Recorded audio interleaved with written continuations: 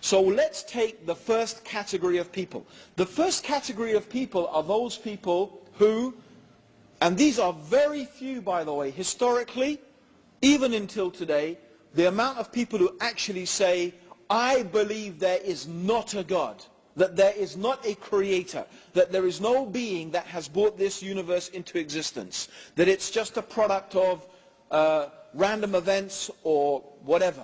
It's just time that destroys us. There were people in the time of the Prophet who made claims like that. And there are people today who make claims like that. But historically, amongst humanity, they have been very, very few.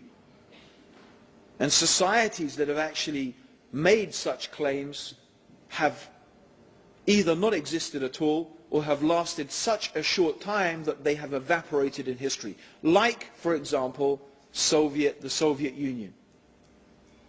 The Soviet Union was a self-declared atheist society.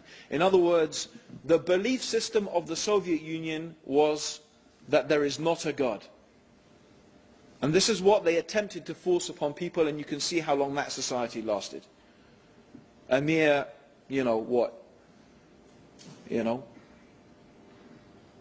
80 years? Something like that? That's not very long in terms of human history, right? It's barely a bleep. The Quran, for example, poses a series of rhetorical questions. A rhetorical question is a question that is not supposed to have an answer. When someone asks a rhetorical question, they're not expecting you to answer it. In fact, the question in itself has an answer. For example, the Quran says, concerning or to those people who claim that there is not a God, that there is not a creator being who has brought this universe into existence. The Quran asks the rhetorical question, did it come from nothing, this universe? Did the universe come from nothing? That is a rhetorical question. Because it's obvious that you can't get something coming from nothing. As I've already stated, there is nothing in the totality of human experience that leads us to believe that you get something coming from nothing, or that you get order spontaneously arising out of chaos.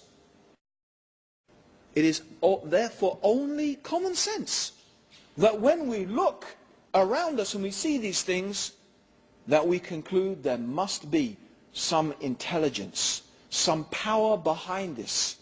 And this power must be very powerful, very wise, very intelligent.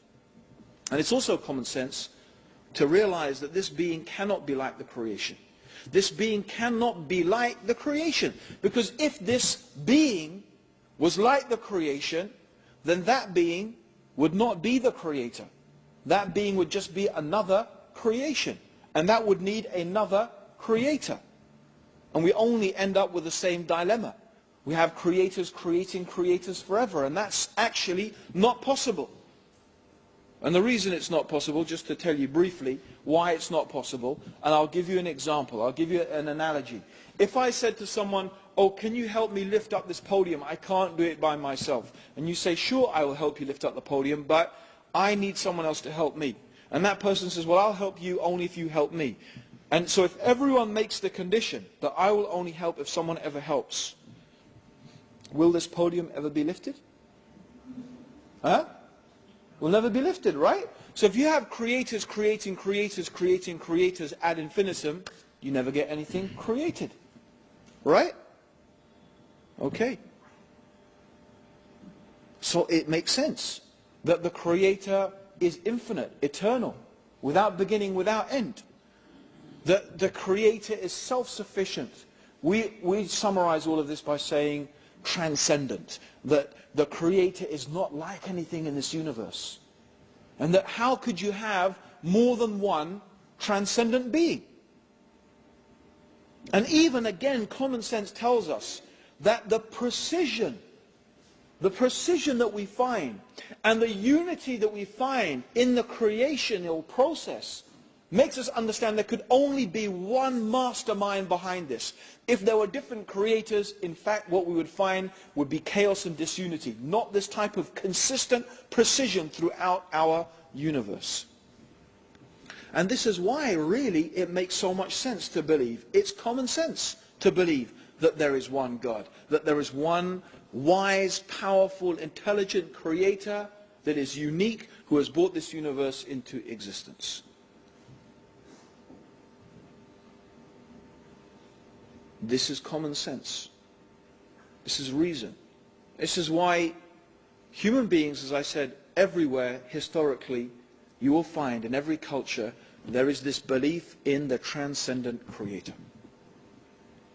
You see, the Quran says that in fact, the real problem with the human beings is not that they don't believe in God. Most human beings believe in God, and they believe that there is one God, meaning they believe that there is one creator. But what they do is they actually give to the created things some of the powers or the knowledge that in fact only rightly belongs to God. So they attribute to the creation, they imagine that some things in the creation have powers that only God has. Or sometimes they also attribute to God some of the deficiencies and the shortcomings in the creation.